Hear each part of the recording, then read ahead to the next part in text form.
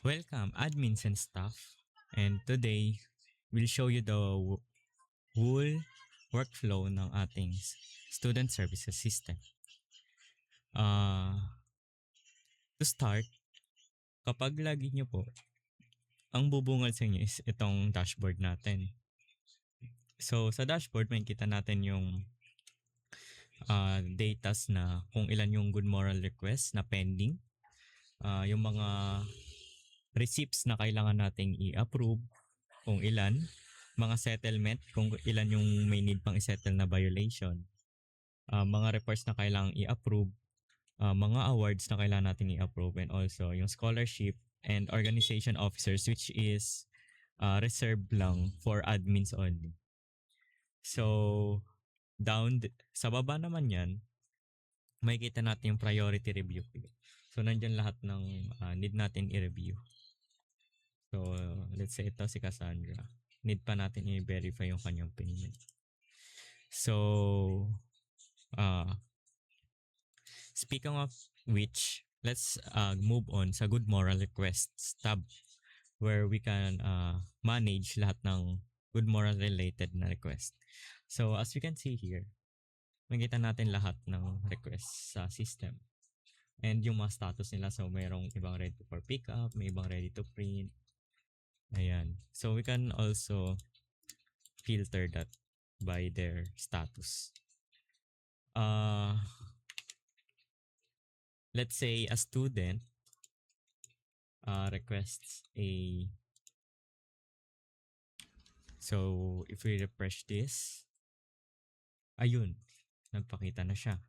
So, here, makikita natin na may pending na kailangan nating i-review. So, we can approve that, we can reject it, and state kung bakit natin i-reject, like missing, like may violation siya or whatnot.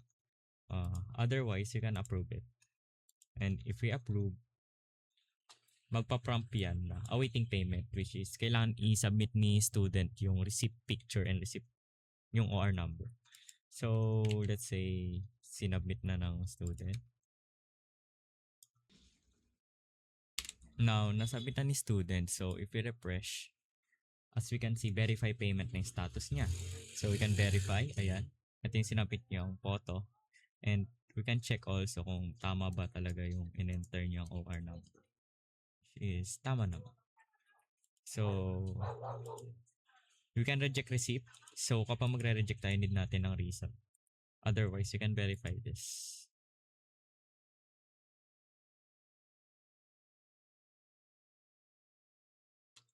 So, kapag verified na po yung ating receipt, magiging ready to print na yung status niya. And if we print that, ayan, mag-save siya as docs file. So, ayan. And we can check also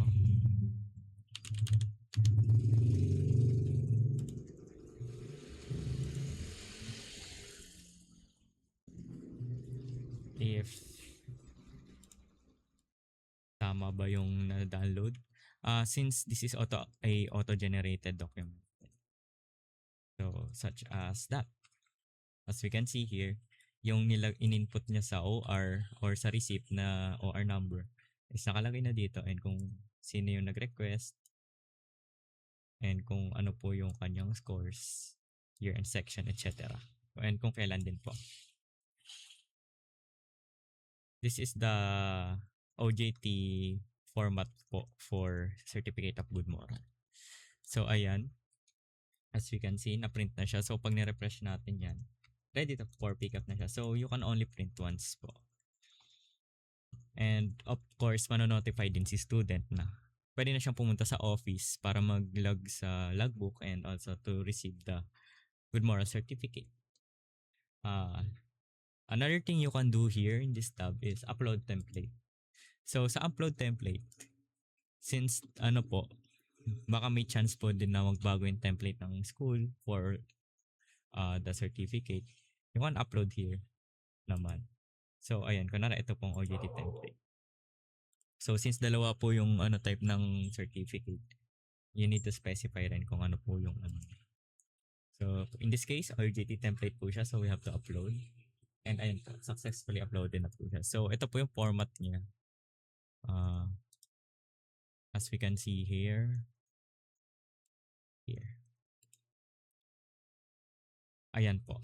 So, ito po yung nire-replace ng system natin na variables para maging personalized po yung generated na certificate. So, ayan po, OR number, yung date po ngayon, ayan po, yung day, month, etc. So, kung magbabago man po, you can just use the same annotations po in the new template to uh, to have the system generate it for you. That is all for the good moral tab. So, let's proceed po naman sa reports tab. So, as we can see here, wala pang pending na report. So, let's say an org representative submits their report. If we refresh this tab, as we can see here, makikita natin yung kung anong yung nag-send ng reports. So, let's say yung AES. Makikita po natin sa kanya yung kanyang file na sinend. So, we can preview that. And kung PDF po siya or any supported file sa preview, makikita po natin siya dito. Otherwise, you can download the file directly and to see kung ano po ba yan. Ayan po. So, we can also generate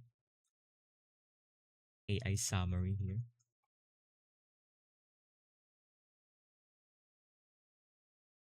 Ayan po. Since this is only a sample file, makikita po natin yan yung summary ng AI. So, we can mark it under review here. So,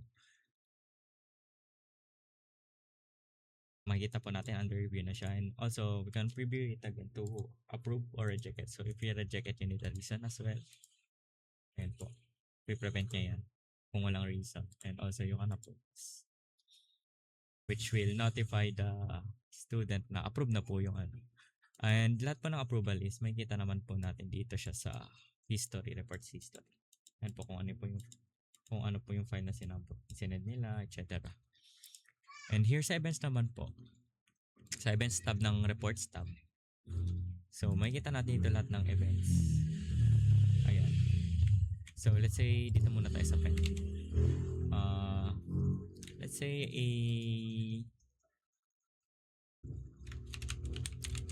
an org sends an award. So ayan. And if we refresh this tab, as we can see here, andito po yung pending requests. And as if we review this, we can choose if pending. Kung why, pwede optional lang naman po yung feedback. And if reject din po, kailangan po natin provide yung feedback dito. And let's say, approve na po natin to.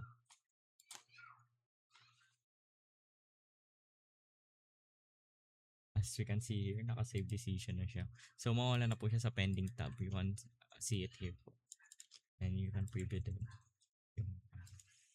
yung mga present po. That is all po sa ating reports tab. So, let's next naman po sa scholarship tab.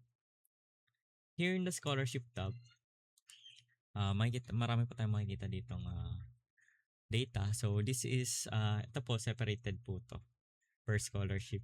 Kunwari po, may student, may 20 students na nag-submit na DOST scholar sila. So, makikita po natin yan sila dito.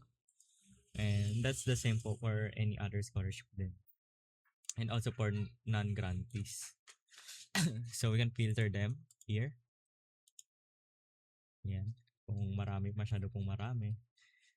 And to start this scholarship survey, we can press this button at the top, which is broadcast survey. So, if we click that po, we can select the school year and what semester it is. And yung broadcast note naman po is optional lang. So, ayan po, naka-send na po siya sa 38 students and they have to answer it po before they can proceed to any other type of services. So, let's say natapos na po yung period, we can close the broadcast. for the accounts tab.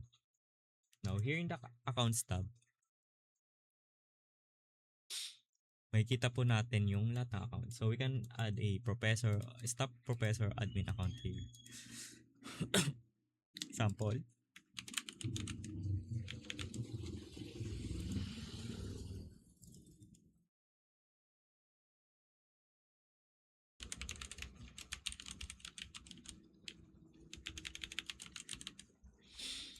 So, ayan.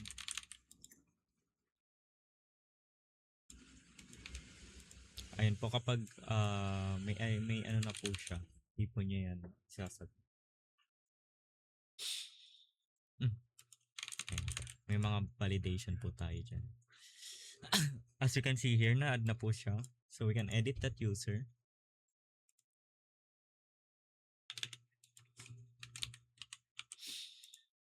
Ayan. So, edited po siya and also we can delete. So, in the case naman po ng admin accounts, we can do delete or edit it without the super admin permission. Lastly, we have org officers. Now, sa org officers na tab naman po, makita natin dito lahat ng request para mag-transfer ng tawag dito ng org representative role. So they need our approval po sa pag-transfer. So makikita po natin kung sino yung current na representative and kung kanino niya po ipapasa yung permission, yung status po, and kung kailan ni-request. So we can approve this and pag na-approve na po siya, magpapas na po siya naturally sa next representative. So that is all for the admin and staff side ng student services system. Please do note po na yung accounts and org officers na tab is specialized din po siya sa admin users only. So ang makikita lang po ng staffs is yung good moral, reports, and scholarship. Thank you for listening.